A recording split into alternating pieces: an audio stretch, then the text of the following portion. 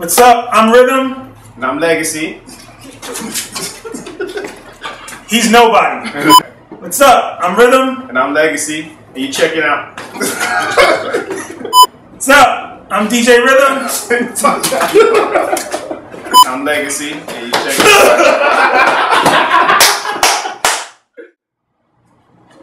I'm Rhythm. And I'm Legacy. And we are the Audio Junkeez. You're checking out AudienceXchange. We are Audio Junkeez!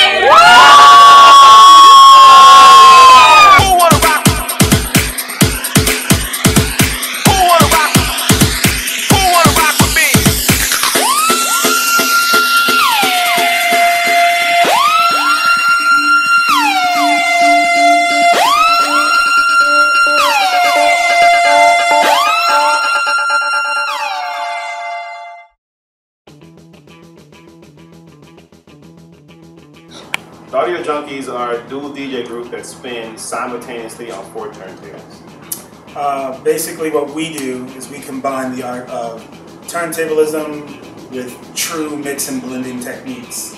So I specialize on the blend side.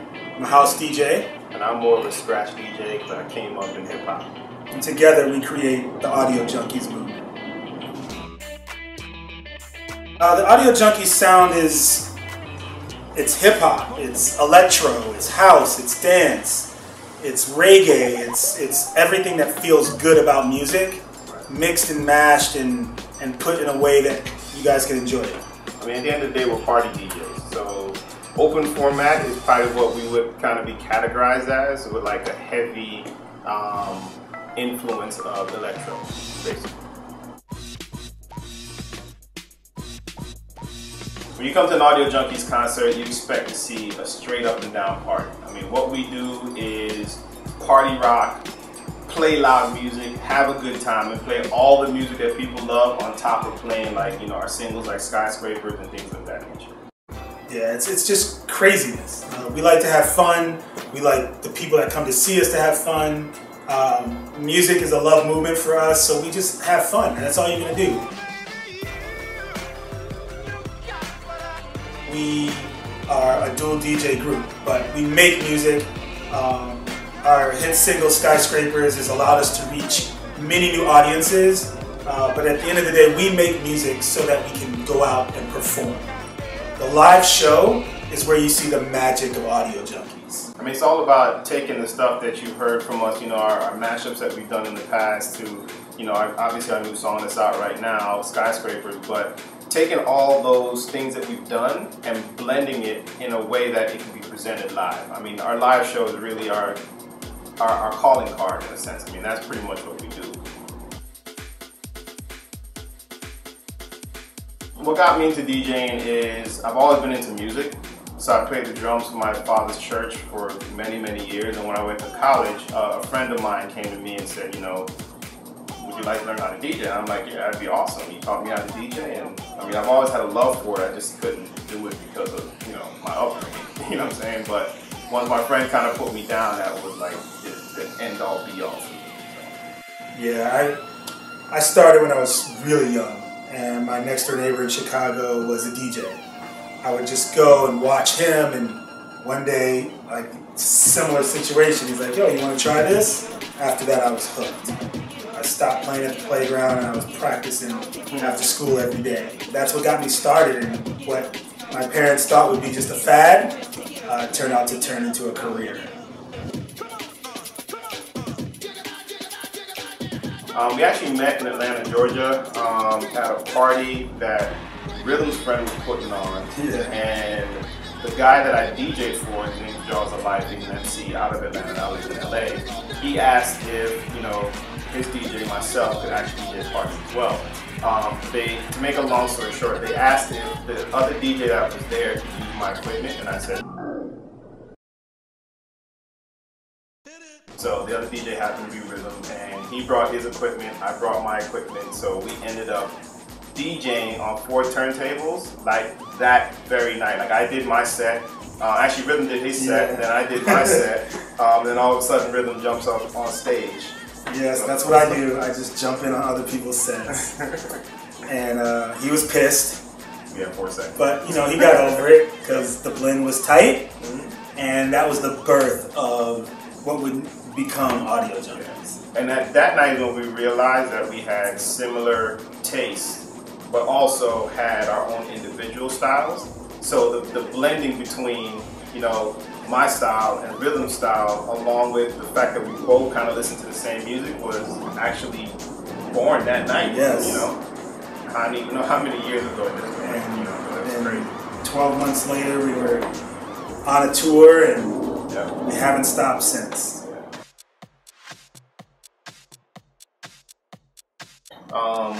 So let me tell you something about vinyl. And vinyl is more than just the fact that we used to play our music on records. Think about it like this. Back in those days, you couldn't get a song on vinyl unless you physically left your house to go to a record store. When you go to the record store, you end up meeting the person that's selling you the record, you meet the person that's checking you out, and you also meet all the other DJs. I mean, I lived in, at this point, 2 cities. I started DJing in Baltimore, and now I live down in Atlanta. And in both of those cities, the way I met most of the people in the industry, as well as the other DJs and, you know, the label people or whatever, I met them at the record store. You know, going to record pools and all that kind of stuff. So what was really important for me as coming from the vinyl days and the vinyl DJ really was that interaction. I mean, nowadays, you're in front of your computer, you're downloading stuff. You're not really making the connection that you used to make before, except online. You might have a friend, you know, out in Cairns or something like that, you know, but the dude down the street that lives in your neighborhood that happens to be a DJ, you don't know him because you don't buy vinyl anymore. So I would say I missed that about the vinyl days, and that was the importance of the vinyl days for me.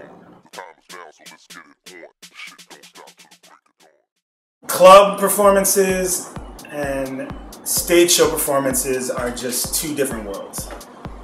We love the club, we live in the club, and that's where you can actually work out all of your new tricks and new finds and new songs and work the room and see how they all work. But when it's showtime, the energy is completely different. You have people ready and waiting to hear you perform versus just showing up to hear music at a club.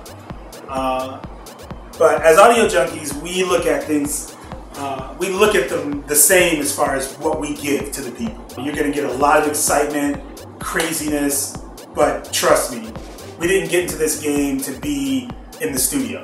The music is what we love, but the people we love more. This is what I do when Rhythm on tour. We always have separate rooms or whatever. I'm pretty much in my room picking out my outfit, figuring out what I'm gonna wear that night. And I'll probably put it on, take a couple pictures, post it on Instagram. Once I'm done with that, I go and actually start working on my set. I probably honestly take hours on hours making sure that I'm listening to all the songs, the parts that I want to play, what songs I don't want to forget throughout the night, you know, so it's a lot of preparation that goes into the show. I mean, even after, you know, Rhythm and I got together, obviously, and worked out the show for the night or whatever, there still might be some things that I just want to kind of go over to make sure I got it. I don't take pictures and post them on Facebook and Instagram of my outfit. Most of the time, though, my outfit's already planned and it is what it is. But I spend most of my time eating and preparing because I'm a big, like, I gotta be nourished in order to give you guys 110%. So I make sure my food is in my body, and then it's prep time, and then it's quiet time. I have to have just a little bit of time to just not do anything and just relax my soul, and then after that it's craziness.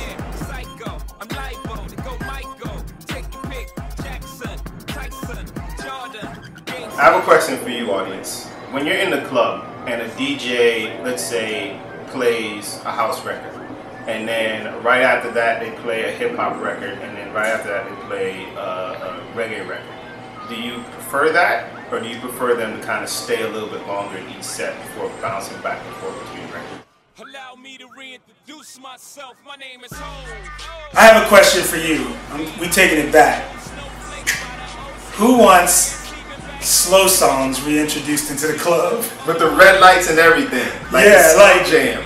Like old school. Like we be playing all the banging joints, but then there was that one part of the night you broke it down. Everybody was slow dancing. Like, so I just want to know who wants to bring slow songs back to the club. That's my question. You know what I'm talking about. What do you guys, how should I say, how do you guys feel about when a DJ quick mixes and doesn't play the part of the song that you want to hear? He might play like 30 seconds of each song but rock for like a half hour, but you only heard like 30 seconds of each song. How do you feel about that? Let me know your thoughts. Audio Junkeez here for AudienceXchange. You can hit us up at audiojunkeez.com. Audio spelled the regular way, Junkeez spelled Junkeez. Also, our Twitter at Audio Junkeez, Facebook at Audio Junkeez. I'm DJ Rhythm. I'm DJ Legacy. My Twitter is at DJ_Legacy. You can check me out there as well. And I'm at Rhythm DJ. Check us out. Audio Junkeez. Audio Junkeez. Audio Junkeez.